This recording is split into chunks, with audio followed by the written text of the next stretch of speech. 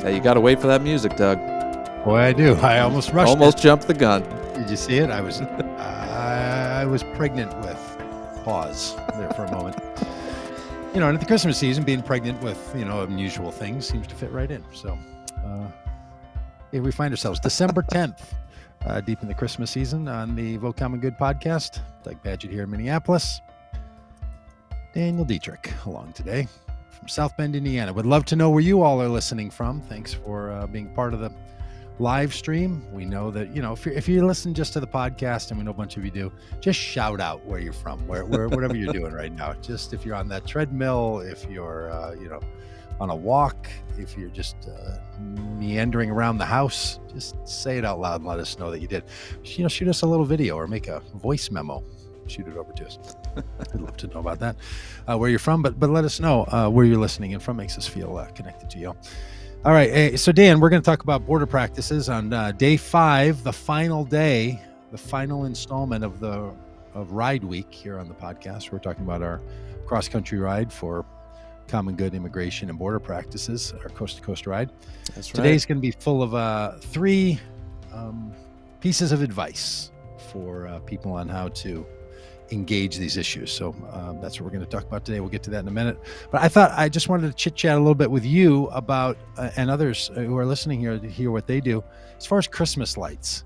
I was given no choice this year on hanging up Christmas lights. It was just an edict. It was assumed. A decree. Get on the ladder. A decree. It was like a census. That way I had to travel, with my child and young wife to another land to be counted, and I had to climb up on a ladder and hang up Christmas lights. And what type of Christmas lights? Are these different colors or strictly white? Are we doing icicles? We did white lights across our gutter, and then on the front of our house we have one of those A-frame looking houses on the front, little gingerbread looking house, which goes up really high. Like I don't know, when we had our roof done this fall, there was, and it was hail damage. The Allstate insurance agent, was going through and saying, here's, all the things I put in for what it's going to take to replace your roof. And one of those was a steep roof added payment that they pay roofers more money to do dangerous things. No one wants to do that. So I don't know how tall our roof is. That seems like something I should know, but I have a very long ladder that went all the way up to the peak. And my neighbor across the street came home while I was up there, and he was angry with me. He said, "There's concerned just for your no safety. reason for you to be up there." I think he was acting as if like he's caring for an elderly man across the street, kind of thing. It was really like, not that it's all that dangerous, but you shouldn't be up there doing it. So I took great offense to that. So white on the tall front peak and white along the gutters, and then a little punchy accent along one of our kitchen window that faces the street most prominently, and at our front door. And we have a matching little gable, I don't know what the A-frame is called. I think it's a gable. I don't know my architectural terms, but over our front door, which sits underneath the front of the house A-frame, like is the little A-frame on the front. And I went up on that A-frame and then down the side of the door. And then my neighbor sent a picture last night. She goes, "I just love your lights. Thanks for letting us look. There's one across the street." So this is what I get to look at all the time. And I realized it looks like an arrow. It's an arrow like pointing to heaven. I changed the design this year, and I'm like, that is glory ridiculous. to God. Yeah, it is just a giant arrow pointing up in the front of our house. And those are colored anyway. So those are colored lights, and that's it. We've done many versions. We try to tone it down a little bit this year. I don't know what what do you do? Are you happy with your Christmas light decisions? Do you do them, not do them? It wasn't a discussion either. It was just handed down from above. Upper management said, "This is what we're doing." Yeah, and I complied. So we just do the multicolored lights along the gutter. We've got a split level, so the first garage level and then the main level. Fine, I could do that with got one of these sticks with an attachment, and you clip the things. And Really? You can do it with a stick. You can drop. Extendable You stick. attach the light to the clip ahead of time, and then No, it has a little plug where you put the clip in. You clip it into your gutter, in theory, and then you stick the string of lights on. But if you have gutter guards, it doesn't work so well. See, no. I had to get up on the roof and jab holes in the gutter guards for the clips for the lights. Oh, that's awesome. So Yeah. you remove some of the efficacy of the gutter guard Yeah. just to hang up the Christmas lights. Yep. Yeah. Hilarious. I see Peggy is from Michigan is on. Peggy, I'd love to know what you're doing on the Christmas light front. And once I have them up, it's like, that's nice. It It's does a little, look nice. it's cheery. They just don't look great. I don't know. It's, the older I get, the more I look at people's Christmas lights and I'm like, oh, wow, they're just kind of, you can tell the people who have professional level of lights added to their house. And I don't mean just the big displays, but people, where they look they're just sharp, Mm-hmm. And then ours, some of the bulbs are pointing in the other directions, and I don't know, they're A just little Clark okay. Griswold, It's a bit. But now everyone has like the inflatables and the lasers. Have you seen these? I have seen those. Our neighbor across the street has a laser and a projection. It's like a bit garage aggressive for Christmas for me, but yeah, well, me too. I mean, it feels like, I don't know, you pop those on maybe Christmas Eve, and you're done with them by 3:00 Christmas Day. Great idea. It's December 10th, man. We've got 2 weeks of before we even get to Christmas, and then I'm guessing some of these folks are going to keep them going after that. But it would be nice if we just sort of lit up our streets, all the time and had a little cheery. If they didn't have to be so Christmas dependent, I guess is my point. Lots of people doing their Christmasing and getting ready, and so I was out for many hours over the last Saturday, and then we had a real cold spell, and then yesterday was finally a little warm up before a big 12-inch snow prediction today. So there's one small window, and you have to get out and do it, and so you do it. Yep. You get yourself out there, and you brighten up the neighborhood a little bit.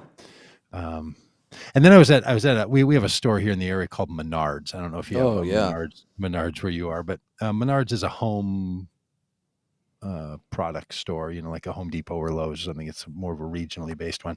And they just have a wide selection of items from, circus peanuts to cat litter, Christmas lights, a little bit of groceries, carpeting, groceries, lumber. Many of those things I haven't bought, but they are there, and they tend to have a rather specific selection of Christmas ornaments, yard, house, and tree ornaments, and I found myself having a lot of opinions about what I'm comfortable saying and doing. I should have added. We added 3 stars to our windows in the front. Oh, we did too. We got paper lantern glowy stars on the inside of the window. Yeah, ours are on the inside too. Yeah. So they face, they face out, and they're designed to look better on the outside than they do on the inside. Mm-hmm. But there were lots of choices there for these little 17-inch, window hanging things. And boy, did I have a lot of opinions that I didn't know I had about that as I'm looking at them. And it was really, really something. Speaking of Menards, they have like these tiny Christmas villages that light up. And we've made this new tradition where each year we get a new tiny village piece. So like last year we got a tiny skating rink, and the people like skate around on magnets. We got Santa's workshop. They all light up and make sounds. And these are in the house? In the house on a table, yeah. They're just little bitty, tiny people. Huh. Yeah. And you have enough room that you can just keep adding to these, or you have to replace some from last year's? There's no replacing. You just add on. Huh. Urban sprawl takes over. We've got 2 tables full of these guys now. Well, that is That's a thing worth thinking about. That Yeah. my mom was into that kind of stuff. Little dancing bears. In fact, Oh. there's one that finally stopped working. A roller skating bear. I don't know, probably 18 inches high, and roller skate around playing Christmas music. I'm sure it was purchased at Menards 35, 40 years ago, and doesn't light up, doesn't work any much more. Hey, R.I.P. by the way, we're trying to find. We have two young grandkids, a 5-year-old and a 2-year-old, and for whatever reason, they really love playing with these little green army guys. You know, what I'm talking about little The little classics, yeah, army, like the Toy classic Story. guys. Yeah, and there's just something about the size. Maybe it's the smell. Maybe it's just that there's a bunch of them, but they're in a bucket. And man, when those things come out, they just love playing with them. As you might guess, I'm not overly thrilled with the army motif. It's not so much the helmets and the green color; it's the guns and the tanks and the bazookas. Because they're all like doing army things, which generally is not like a guy with a shovel or someone working for the Corps of Engineers building a bridge. They're all kind of the weaponry guys. So I'm just always like, let's not have the army guys out. So I start looking around to see, for Christmas, because they're going to be around. It just feels very Christmassy to me, these little army guys. So I'm looking up alternative army Like things. tiny green Peace Corps volunteers, or well, as it turns out, there are Skater Joe okay. instead of Army Joe. So they're army guys on skateboards doing skateboard tricks, and army yoga guys. No. All in, yeah. Different yoga poses? All in yoga poses. Oh my gosh. And they're rather expensive. They're not, like you only get 8 or 10 of them in a little collection. So, but they have like 3 different like army yoga guy 1 version 2, version 3. It's really rather hilarious. So we are now starting a little army guys doing alternative things collection. And I noticed that and we honestly should reach out to this person who created this. The person who created the yoga ones had a Kickstarter maybe 4 years ago, which apparently hasn't come to fruition because I can't seem to buy these. But can't imagine why. It's household duties, army guys doing household duties, washing dishes. I've seen them on the website. Washing dishes, vacuuming, a little feather duster in their hands with a grocery cart. It's fantastic.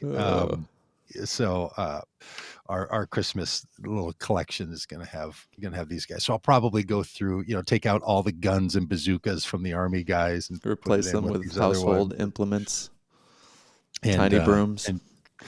I found that to be quite enjoyable. And in fact, Shelley and I were looking for these things and we're talking about it. And then we're passing back and forth. Like, here's an alternative thing, little characters, just trying to replace them. So I ordered these yoga ones. My wife is a yoga instructor, and they came a couple of days ago, and I was all excited, and I opened it up, and I snuck it in the room and showed it to her. I said, "Get a load of this." She goes, "Oh, I have these already." What? Like, you already have these, and you didn't like say there's this is a thing that exists. Because, well, I wasn't really thinking about like actual army guys and doing other things. I'm like, it's exactly what I thought there should be. So, yeah, cute little army guys, and I think they're all men. That's a whole other issue that we could probably get into. Later. All right. Speaking of getting into other things, some tips and pieces of advice on this whole immigration question. Look, a little context here. A lot of people feel like talking about immigration is like talking about any other political issue.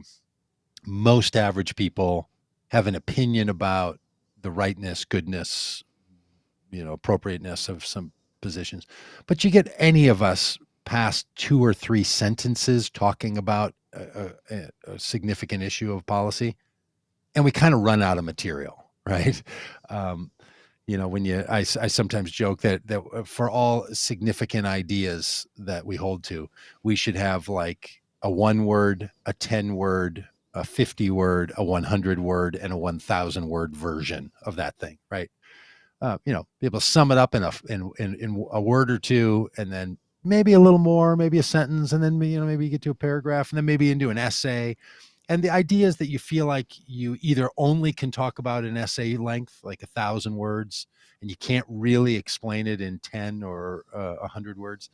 Maybe you have a little thinking left to do, and the other way around. If you can only deliver a punchline or two, maybe you're not quite there yet on being able to really describe this issue. And there's nothing wrong with that. We just should check ourselves and know, where are we on this? Do we have, how comfortable do we feel?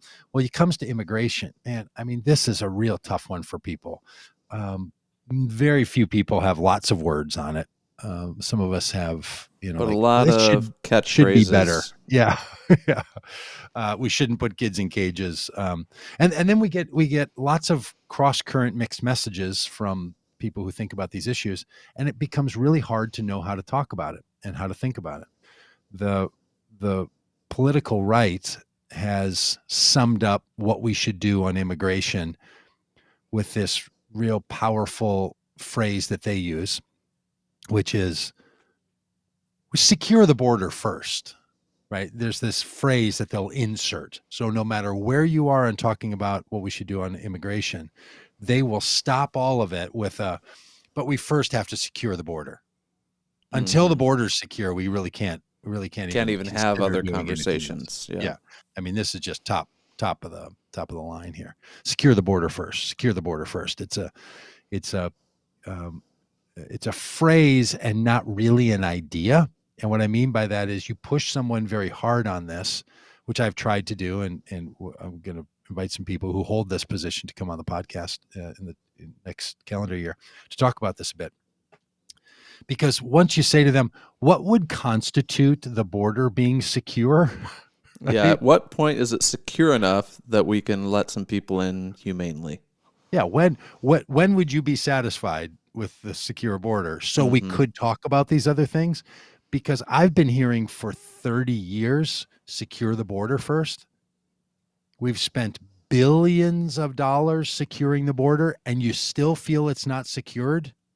So either we should claim that all of the work that's gone on under Republican and Democratic administrations, but mostly under Republican administrations, all the times that you've been allocating money, all the experts you've sent down there to secure the border, can't seem to do the job, or we're really close and we just need to, finish her up.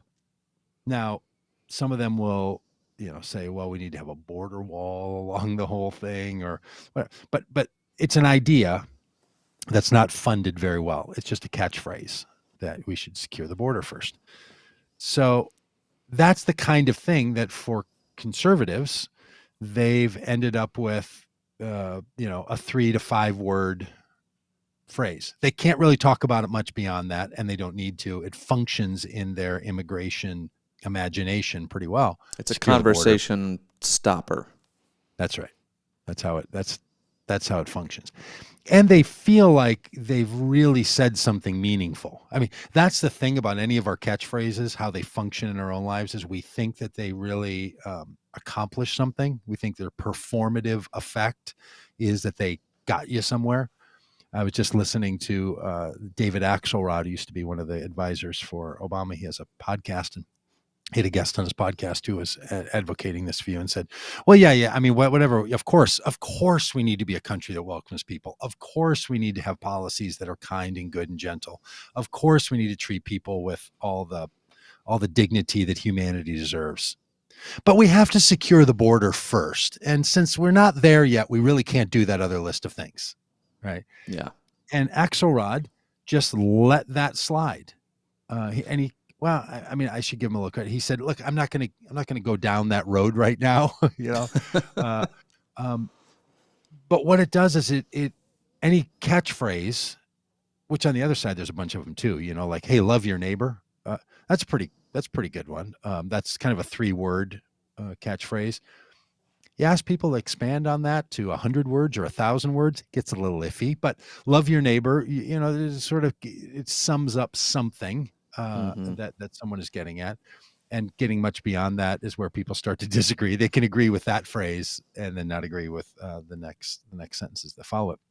But this secure the border first, it's one of the things that a lot of people feel really complicated or really satisfied with, and then saying that, well, the border's complicated. So these are the things that you often hear, and I want to give a little bit of advice around these three. One that deals specifically with that secure the border business. But here's the three pieces of advice that I have. The first one is to focus on border practices. So if in the next year, 2 years, 3 years, in personal conversations, in your own attempt to consider what's going on in our immigration life in this country, take your focus off of immigration policy and direct it to border practices. That might sound counterintuitive. The reason I'm suggesting it is because border practices is something that we can solve without a level of national agreement. Mm-hmm. Immigration has been who we allow in the country, how many of those people, under what circumstances, and with what limitations. That has been a built-in issue of conflict from the beginning. Before, when these places where some of us inhabit this land were called British colonies, this was one of the questions that was at hand. It was something that was immediately conflictual between the indigenous peoples who already occupied these lands when people from Europe came to the land. It was always conflict between the nations of Spain and Mexico, when the areas that we live in the middle of the country in the Southwest were territories, and previous to that were lands that were indigenous lands or were owned by Spain or Mexico. And who's going to get in and who's not, and how we do this. These were seriously contested ideas and have just remained there ongoing. I mean, I was listening to this other bit that some people were talking about, of the history of the Apache Wars. The Apache Wars were the wars that the United States government was initiating against the Apache people in what we would now call Colorado, New Mexico, Arizona. And so this is in the 1860s, 70s, 80s, 90s, and all the way into the 1900s. The longest war, in fact, that the U.S. has ever been involved in was not Afghanistan. The longest war was the Apache Wars. Went on for decades and decades. Geronimo was 40 years fighting the U.S. military around all this. But these conflicts have been going on for a very long time on the same lands, with a mix-up of different people being involved. So I say all of that to say that immigration policy itself is really intractable. Now, there are some things we can do about it. There are some solutions that can come. There's people working on this kind of immigration. I think that in the next 24 to 48 months, people who want to care about this issue start talking about what's actually happening at the border. That's the place to move the conversation, because I believe that people can raise a moral obligation, even inside of our current construct of immigration, which is going to stay convoluted and is going to stay gridlocked. There's no indication that whatever happens in the next 24 to 48 months, that those issues are going to find some kind of resolution. But what's happening in practice at the border, how people are treated, where they're kept, how much militarization goes on, who's able to do this or that we can actually deal with. And when you're talking about what's actually happening at the border, on the We the People Ride and Vote Common Good websites, you can find this suggestion that we have, and that is to make a move away from militarization on the border toward human services at the border. So to make a shift in how we approach our border practices. Currently, the way they're approached is under Homeland Security and treating almost everyone who crosses our U.S. border, whether you're a U.S. citizen or a nationalized citizen or a visitor to the United States, you're treated as a national security threat. Just by showing up, the attitude at the border is, whoa, whoa, whoa, whoa. What are you doing here? Back that car up. You can't send two people on, two bikes through this thing at the same time. Just hold on a minute. We're in a crisis situation. Mm-hmm. The approach to of approaching our border from the Mexico side into the U.S., not so much the U.S. side into Mexico. Mm-hmm. There you just sort of like wheeled right through. You just drive right through. You just ride right through. When we were riding over in the El Paso area and we rode into Juarez, we went up to a little area called Sunland and St. Teresa, Mexico. And when we entered up there, one of the people riding with us who was it just recently moved to El Paso to do some work along the border. This is the first time that he had ever crossed the U.S.-Mexico border. He's somebody from the Midwest, maybe from Indiana or Michigan or Minnesota, one of those places.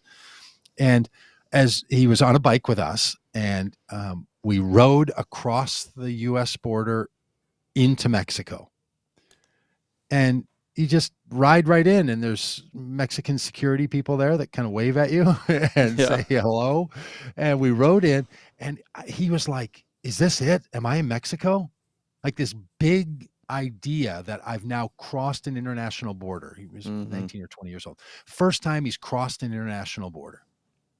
And he was like, that's it? That's all there. I'm right. Here. Like it has this kind of epic sensibility to it. But he realizes, wow, they just like let you in. They don't ask you anything. They don't even. Now that was met with when we biked for 10 or 12 miles, came in through Juarez into the US, and there it's 45 minutes or an hour. Each person brought up individually. Each person asked a series of questions. You're vulnerable to being pulled aside. You might have to empty all your pockets. You have to look at a certain place and only answer questions when you're asked those questions. Only speak when you're asked to answer a question. All of this is the way the U.S. approaches it. Yeah. Now, I'm not suggesting it has to be the way that Mexico does it, where it's like, howdy ho, come on in, but we don't have to approach it with a militarization and with a national security threat. Right. I am not a national security expert, but let me just suggest this. When you treat every individual as a threat, you dilute the ability to treat the real threats as a threat. It doesn't make any sense. Even people who study this kind of stuff about how you deal with threats, what they don't want to do is deal with every single person with the same level of concern. And we heard that quite a bit from Border Patrol agents that, hey, we want to be out there catching bad guys. We don't want to be just finding, groups of mothers with babies and treating them like criminals. Like, that takes us away from our actual job of keeping the country safe.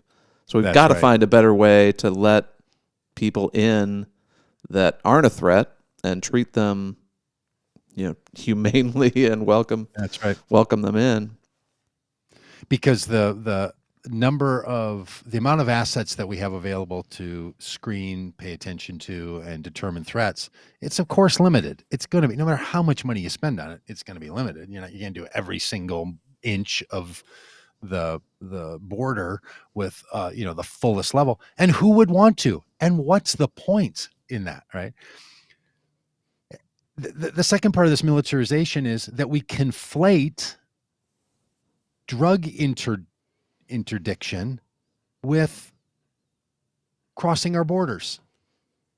Now, I know that there are people who are really concerned about how many drugs are coming into the United States, and our United States commitment to our war on drugs and doing everything we can to stop drugs from coming into the United States is the pretext for all kinds of nonsense that our military and police state uses to give itself permission for what it's up to. I happen to think it's misguided. It's ridiculous. We were complaining the other day about our own experience crossing the border and having our little truck be looked through and dealt with. And the truth of the matter is, the amount of drugs that are being interdicted by Border Patrol is teeny. Knowing how much drugs are in the United States, the amount that they actually stop at the border, and we asked Border Patrol about this too, and they said, we confiscated X amount of pounds of marijuana, X amount of pounds of cocaine, this many doses of fentanyl, which are very small and easy to get. So they don't talk about that in terms of poundage and tonnage because it's very small. And they name a number, and it sounds like a lot. And then you say, well, how much is actually in the United States that we have a pretty good sense came from Mexico? And it's an enormous number. Yeah. So the amount that's being gotten is just hardly worth the work, it would seem to me, especially stopping individual cars and individual people and grilling Right. individual folks. Now, what the people who work in drug interdiction will tell you is most of it's flying in or coming in big semi trucks. Yeah. That, Like they're not messing around with a duffel bag size. That's right. And they're not just giving it to a coyote. Now, it is true that that children are being given small amounts of fentanyl and other drugs by drug dealers on the Mexico side to carry it across the United States because these kids go to school, and they've turned little kids into drug mules. Mm-hmm. You could deal with that without all the other things that are going on around making people's lives miserable and scared and creating a militarized force on the border. But as we know, when you just go to the airport or you go to a concert, so much security is about creating an impression and creating a set of circumstances that feel unpredictable to drug dealers or to terrorists or to people who want to bring about harm. So what people who do this kind of work in all the other settings, what they're doing is mixing up the circumstances and situations, not allowing things to become predictable and all the rest. What they do on the U.S. border is so predictable. I mean, drug dealers are just like, we totally know how this works. Like we know when you're deploying more border patrol. All of this to say, it just doesn't really work. So the militarization we have going on the border, which creates the context in which people are treated so badly, that's what needs to change. And we can talk about this in very specific terms of effectiveness or ineffectiveness, morality or the immorality of these things. And to imagine a different way of having infrastructure for where families and children are processed. It's a really important part of all of this, to recognize that crossing our U.S. border are all kinds of circumstances. Individuals in cars, families walking across, people in trucks, shipping containers, airplanes. There's all of these ways that this all happens. What happens in many places on our border is that the choice of Border Patrol in how they're going to respond in that area is left at their discretion. So what Border Patrol are going to do at any particular location, any particular time, is not a part of a well understood and well articulated plan. It's often what the border district and Border Patrol area chief thinks that they need to be doing. And that's another thing that we learned on this ride, is just how different it is in different parts of the country, depending on the Border Patrol sector. Yeah, and we were talking to Alma Ruth yesterday, who was born in Mexico, is legally allowed to be here. She's got all her paperwork. But she was talking about crossing the border regularly, and it's really just up to the mood of the agent that stops her. Like, if this guy's in a bad mood, he can detain her indefinitely. He can take away her papers. Like, he can ruin her life if he's having a bad day or decides to. And so or decides to for whatever reason. Yeah. So there's so much discretion left up to the individual agents and the individual stations. It's just an incredible amount of power, and it's not really checked by any sort of oversight.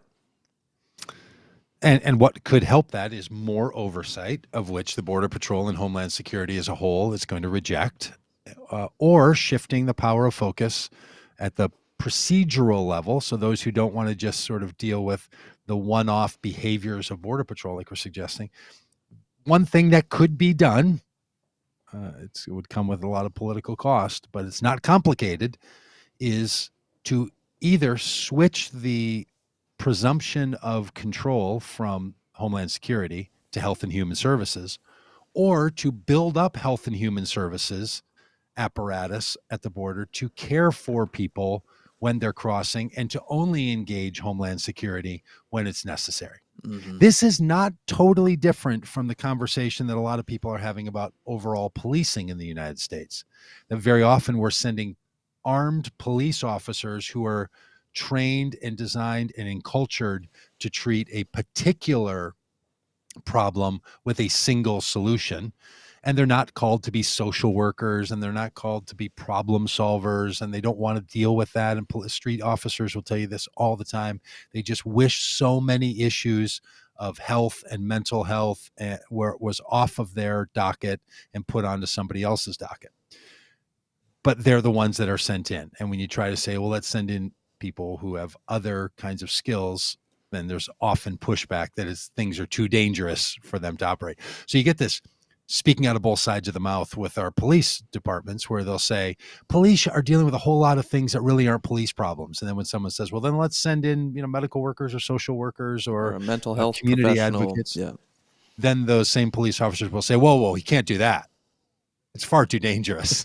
So, okay, which is it? Is it that this stuff really doesn't require police work because it's not all that dangerous, or it's too dangerous? Because when you start to say, well, then maybe some of the money that you're spending on police forces should be spent on these other people, that's when the fight starts. Mm-hmm. But this isn't much different at the border level. What's going on is people saying, let's get Health and Human Services in there so that people are being treated well and treated fairly and treated kindly, and they have a different approach to the human experience than national security threats and safety. So border practices can shift. We can make very clear calls for what can happen at the border. So as you listen to and see the news and the debate framing up, and you're in conversations with family and friends or acquaintances, start to raise issues of what's going on the border itself, how we're actually functioning there, and get it out of the theoretical narrative of immigration policy and into the practical experiences of what's actually happening at the border. So a good example would be that there's a news story that came out today about this unbelievably tragic circumstance where 53 migrants died because the truck that they were being trafficked in crashed in Mexico, flipped on a corner, and killed 53 people. They're in the back. We'd heard about this multiple times on our trip, how people make it from Central America through Mexico, and they're often put into cattle cars. These are trucks that are carrying animals, and in between the animals, they stick the migrants and then drive them. I don't know if that was the specific case here, but they were clearly, if there were, I don't know if there were animals in this car, but there were clearly people packed in to the back of a semi truck, and it tipped over and crashed, and 53 of them died. Why are they in that truck?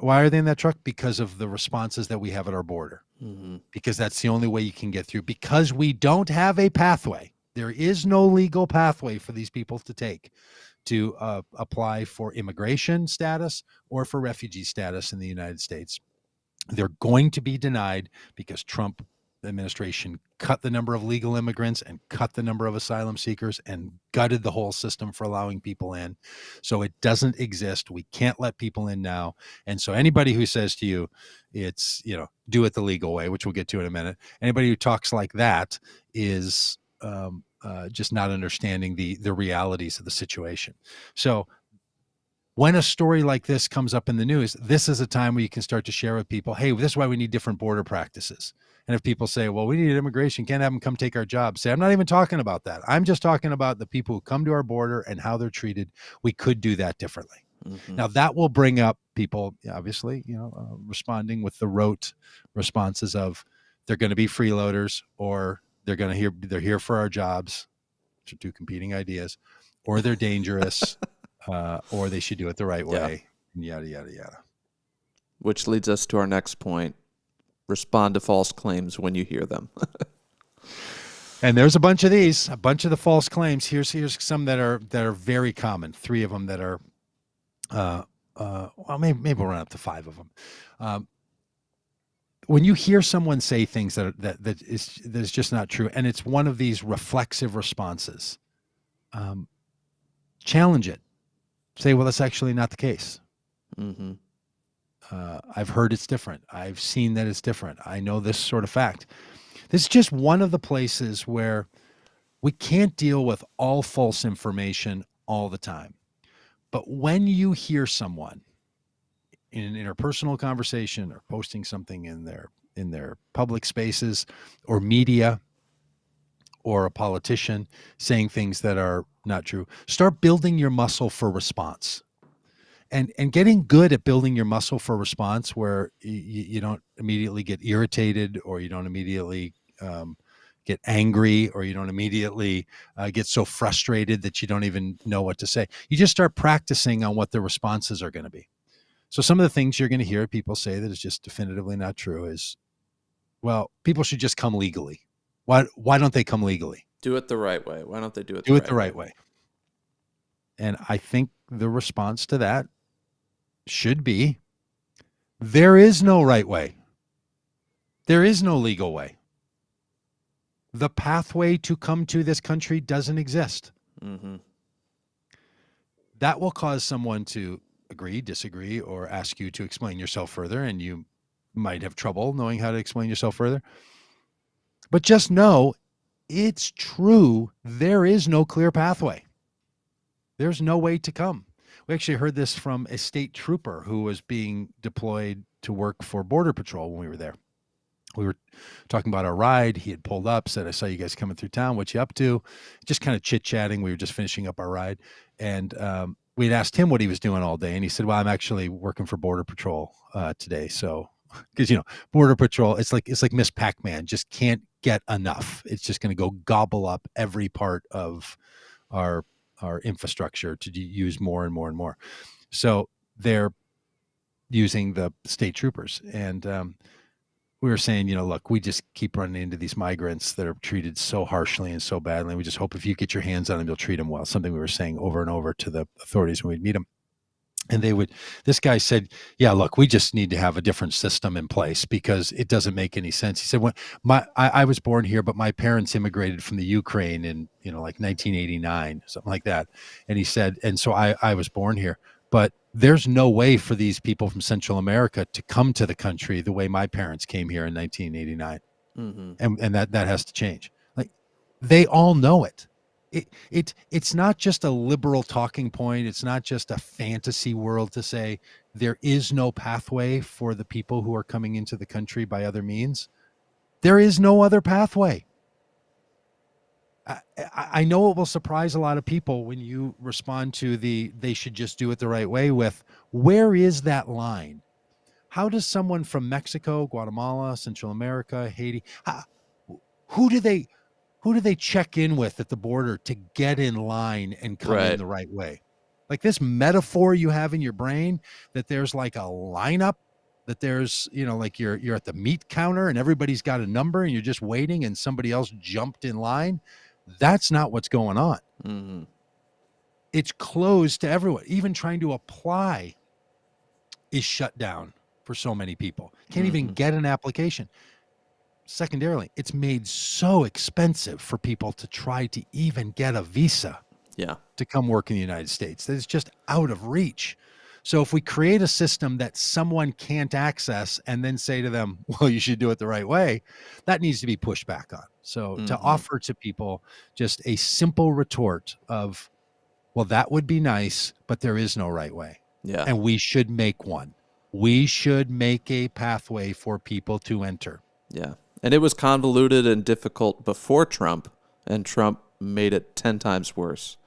I've got a friend from Australia who has been in the U.S. for 10 years, is married, and is still not able to become a citizen. So he's afraid to travel outside his state. He definitely can't travel outside the country because he's afraid he'll never be let back in. This is a person that tried to do it the right way, has been trying for 10 years to do it the right way, and is still unable to. And he's got access to resources that most people don't. And so this idea that it's some simple, just do it the right way, don't be a criminal, is just laughable. When we were at one of the RV parks that we stayed at, they also had a little golf course there. It was a golf course and RV park. Great little combination. And they offer you a free round of golf when on this little 9-hole course when you're staying at the RV park. Not to be confused with the RV park attached to the catfish ponds that we also stayed at. That is true. Just surrounded by catfish ponds. There are many a mashup of the RV parks along the southern border.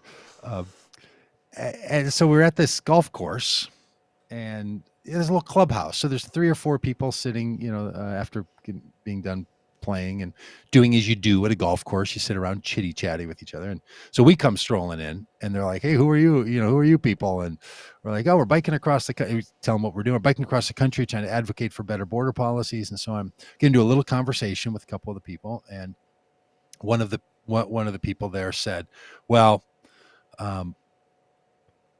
we have to do something about all the illegal immigration that's going on." And I said, "Oh, we actually have a solution for that." And he said, "Yeah." And I said, "Yeah, stop making it illegal for people to be in the United States." Like, if your problem is they're doing it illegally, just make it legal for people to come into the country by any means. Right. Now, what I was obviously doing there was pushing on the idea that we have assigned illegality to an action and then said our only problem is that it's illegal. Mm-hmm. So your problem isn't that it's illegal, because you would still have a problem if we just made it legal. Somehow you think it's immoral. So the argument people are making around it being illegal is saying that, well, I'm just law and order. I just think we need law and order. We just need to do it the right way. These people just need to follow the rules, and we can't have lawlessness. Well, what if we change the laws? And you say, well, just change the laws. Now that would be like someone saying, look, I think someone getting divorced and remarried is religiously wrong and immoral. Okay, but it's legal, but you still don't think it's a good thing. Or somebody having an abortion. It's legal, at least currently, and you still don't think it's the right thing to do. Or someone lying to their spouse or their boss. Not illegal, but you still think it's the wrong thing. And when you pawn off your ideas that are really about morality onto legality, and really the only issue is you just think it's wrong that they're doing it. So then this guy's like, well, it's still wrong for them to come here because they don't, now he kicks into the other ideas. The reason I think you should push back on the question if they should just do it legally or not be illegally coming into the country is because that's not the rationale that really underpins the idea that, that people are doing it illegally. Most of the time it's just wrong. a thin veneer for the actual racism underneath. Totally. You just, your problem isn't that it broke a law. I mean, some of these people are like, you let your president do that all the time. Like, I'm not Right. saying you have to be consistent or not be, calling people a hypocrite doesn't work, but just admit that it's not about the legality and stop pawning this off on if it's legal or illegal. Mm-hmm. So if we just change the laws, then you'd be good with it? No, not at all. Okay. Then now we're getting somewhere, right? So these are the ways you can just comfortably and casually push back on these things. A third or fourth one, I don't know, or second or third or fourth. I've lost track now. No, I'm still. Oh, you're still. No, I'm still way back on responding. It's to a false long claims. list of false claims. They should do it the right way. They're just illegal. Okay, third. That the border is unsafe. Mm-hmm. Now, this is one that we learned when we were there. We had a question we would ask everybody we would interview. What do you know that's true from living here on the border that you wish people in the rest of the country knew? And to a person, they would respond with, please tell people it's safe here. Mm-hmm. It's not what they've heard. There's people across the political spectrum, many different views about the wall or not, different views about our immigration policies, about current and former presidents. Everyone said the same thing. Yeah. Please tell people it's not what they hear. It's not true. Stop saying this about us in El Paso or in Douglas, Arizona, or in Ajo, Arizona, or in McAllen, Texas, or in Del Rio. Like that, the things people think. Just this morning, I was talking to a person that I've known for a while and kind of bumped into him. And he said, what have you been up to? And I mentioned that I did this ride. And I said, we went into Mexico and we stayed in these asylum camps. He said, wow, so you were right in all the places that are really unsafe. It's like, well, as it turns out, and he gets the deer in headlights look like, what? I said, yeah, Mm-hmm. it's, we just hear it from people on every side. It's not unsafe and the statistics bear it out. And then I said, unless you're a migrant, and Yeah. then it's very unsafe because the safety issue there is that migrants are vulnerable. Not U.S. citizens are vulnerable. So just being able to respond to the notion that people assume that it's unsafe with, yeah, it's not. It will get a rise out of people, I can assure you. And then you can say, well, no, I've had some friends that spent a lot of time down there, and Mm-hmm. they've assured me, or I've heard this, all the rest. All right, and then the third, which we sort of talked, or the fourth, which we sort of talked about a bit ago, which is secure the border first. And that is an argument that is not made in good faith. We have spent since the Republicans have been using this idea back in the 80s, we have spent so much time, so much money, so much effort and technology. Apparently, it's never going to be safe enough Mm-hmm. for it's these sound like people talking about the border who like don't ever fly on airplanes, and there's no amount that you could tell them that it's safe because they'll hear about one plane crash and be Mm-hmm. like, I told you. Or the guy that that won't eat fish because of the mercury level, and it doesn't matter what you tell him. That's me. There's just no getting over it. There's no amount, not going to do it. This is the way people talk about security first at the border. Um, that's just as nebulous as you can get. Mm-hmm. Couldn't get it anymore. Well, stop all illegal crossings before we do immigration. What if immigration policies are what are creating illegal crossings? Yeah. like it's not only are they insatiable in the desire for the security at the border, they've actually got it backward. Yeah. It is our policies that are creating people crossing the border without authorization. Mm-hmm. Change the authorization, and now people have authorization to come, and separate out the convoluted mass of people that are showing up at these borders, and even have different places at the border and different ways that you can come in and different times that you there are so many creative solutions for what you could do to not have the mass of people being showing up at the same time and creating this sense of uncertainty at the border. We could totally get after all that. Yeah. And you're trying to tell me that the greatest country in the world can only do one thing at a time. We have to sequentially do this thing before we can be humane and welcoming to other people. Like, it's just wild to me that that's the argument. Well, I wish we could, but But we got hey, it first things first, you know? you can't start pushing on the accelerator in the car until you've unlocked the doors and climbed in. So this is like driving an automobile. Like, That's the same argument I hear about welcoming refugees from other parts of the world. yeah, It's like, well, we got to help the people here first. We first can't things go first. we can't go around helping everybody when there's poor people here. It's like, well, you're not helping the poor people here either. So, That's right. maybe switching up the order would do the trick. Like I actually have a remote start on my car, and I can start my car without unlocking the doors. So can we just stop all this conversation about the order in which these things to happen? Things need to happen. In fact, if you really want to push on the order things need to happen, change our policies first so that we can have the appropriate amount of security necessary to a different immigration system. yeah. So pushing back on the comments, do it the right way. My only problem is that they're illegals. It's an unsafe border situation, and we have to secure the border first. Classic responses all deserve a quick retort to move forward, at least to make you feel like something's happening, that some kind of success is going on. All right, and then the final tip is to engage with the people on the border.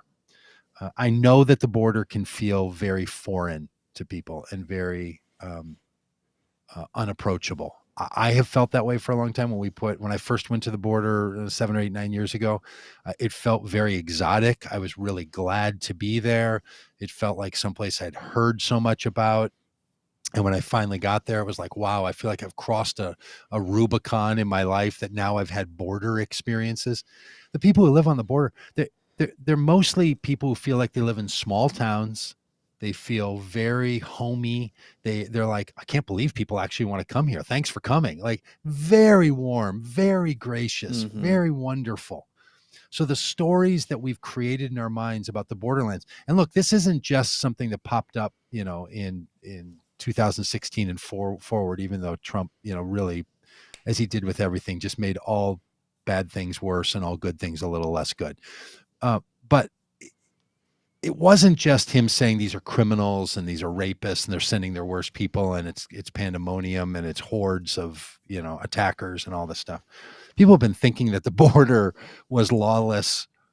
I mean, I was when we were on the ride, I was reflecting on like a number of songs that I know in kind of Yeah. rock music world that are all about, give me some water. I just shot a man on the Mexican border, or we're going to run to the border, or we're going to get into the lawless land, or smack the horse in the ass with my last dying gasp. Like, all this stuff, we have an imagination around the border, which I've learned actually goes all the way back into the 1860s and 1850s, and the war, the U.S.-Mexico War, and how Mexico and the U.S. and the indigenous people, especially the Apaches, were all in a triangulated war against each other, and the area was considered very dangerous for Union troops who were trying to keep these areas of the United States from going over to the Confederacy. So there have been all kinds of historic narratives that tell us these places are dangerous. Not the least of which is the notion of indigenous savages. That in our narrative in the United States, the people who live in these places, indigenous people, were Indian savages that were all dangerous. And that all is carried over in a way that because history is not history. It's just day before the day before the day before the day before, right? It's all contiguous. There's no discontinuity in history. So all of these ideas from the 1800s have just carried over one day to the next and have infiltrated the way we tend to think about the border. Mm-hmm. And been So, perpetuated by music and film and stereotypes. yeah, it's just assumed. It's just part of our lore. So much so that lots of us feel like, wow, you went to the border? How was that? Look, I've heard from people who are extremely supportive of what we did. The people we invited to come on the ride with us were feeling this way. They're like, man, I can't believe I'm here. Like, it feels like, going somewhere that is just different. I don't know. I guess somehow it feels like you're in the wilderness, like you've gone on a safari in the Sahara desert or something. I don't know, like this idea that the border itself is so foreign. I know that that's common. And I'm now a big advocate of people getting over that, right? Yeah. And realizing that I think it's fantastic. I think it's special. I think it's super sweet. I think it's a real cherished part of our American Mm-hmm. experience. It's absolutely wonderful. You should plan vacations there. Truly and for sure, you should plan vacations there. And people So would tell us like, no, it's just a small town and we pop over for dinner in Mexico and we come back. We know people on both sides of the border. A lot of these consider themselves one community divided by a border wall. And yeah, that was a point driven home time and time again. Like, no, we're just people. Like, we send our kids to school here. We live here. And we're actually, and people would say to us, and it's sort of back to that it's unsafe. People would say to us, I live here. Why would I live here if it wasn't safe? Yeah. One guy who's a river captain on a boat right on the Rio Grande, right in McAllen, where all the Republican governors went and stood up and said, "Look how dangerous it is here," and didn't point their cameras to across the river where there's literally a family playground, and they were trying to talk about it. He's like, "I've lived here for 40 years. I run river boats up and down this little river here. No one's ever shot at anyone." I said, I wouldn't be out here. People were shooting. Right. I said, never once have heard anybody shoot across this river. I don't know what they're talking about. And this is not an overly political guy. In fact, if he had political leanings, it seemed to me that he might be in ways that I wouldn't necessarily concur with myself. But he's just like, that's just not what it is. So go in person if you can. Yeah. Engage with the people on the border. Watch documentaries, connect with people online. We have a bunch of people in on our We the People Ride and Vocama Good websites you can go to, and you can click there and you can see the organization, see what they're doing, connect with these people personally, get to know them. The people they would love to have you show up. I promise you, they would all be like, please come here. Organizations like ours and others do border land trips and allow you to go and to meet these people, knowing the kinds of concerns that people have, and connect with these organizations themselves and see the kind of work that they're doing on both sides of the border. It's not going to be it's going to surpass your expectations on one hand and not fulfill them on the other. Because if your expectation is that it's going to be more on the edge, I mean, well, Dan, we rode together. You and I rode our bikes in a group of people through Juarez, which had been determined, I don't know, some 8 or 9 years ago, as the most dangerous city in the world. And that's because there was a drug war going on. But it's no more or less dangerous than other small cities in the United States that are dangerous. And sure, humanity does bad things to itself. One of the good things about being in the religious tradition of Christianity and Judaism is you start with a story of Cain and Abel, right? The sons of the Son of God killing one another. So yeah, human beings do stuff, right? The point of that story is, it's not about good parents, good places, bad places. People do stuff, and it's better when we don't, and we should respond to those. So yes, okay, things happen, but this is not out of the norm at all. In fact, statistically speaking, it's well below the norm of what's dangerous. You're much safer there than you are in any other circumstances. And again, unless you're a migrant yourself, because those are the people that are vulnerable to crime and human trafficking and all the horrible things. If you're trying to get to America and you get stuck in Juarez, like, that's a bad scene for you. But yes, yeah, we have created a context where the most vulnerable people are made more vulnerable, and that's just morally wrong. And that should be the moral argument of what we're doing about all of this. Yeah. So. Thanks for sticking with us through all of this today. 3 little pieces of advice, focus on practices and not just policies, respond to false claims, and engage with the people actually on the border, and it'll change the whole to do for you. And look, it's actually kind of cool. I didn't know the phrase, the borderlands. In fact, some people who live there didn't know that was a phrase. That would stretch all the way from San Diego through Arizona and New Mexico, and then down the western coast of Texas, all the way down to McAllen in Brownsville, Texas, down at the coast. They call that the borderlands. It's sort of the way someone would call it the Midwest or the upper Northeast or the South. That it's its own little experience and culture, and it is fantastic. So take it in, meet the people that are there, and help change those narratives, and make donations to people that are running great documentaries out of that, which Vocama Good is going to be doing when our documentary comes out. So keep your ears and eyes open for a chance to contribute to the documentary and be one of the funders of a documentary that tells the story of what's happening down there. Yeah. Well, that's Ride Week. Our 5th ride of the week. This was a longer one. So, but glad to have you all aboard. Thanks for being a part of all that we're doing here. Some programming changes coming in the new year, but we will keep up with you all next week, and see you on Monday, and talk to you soon.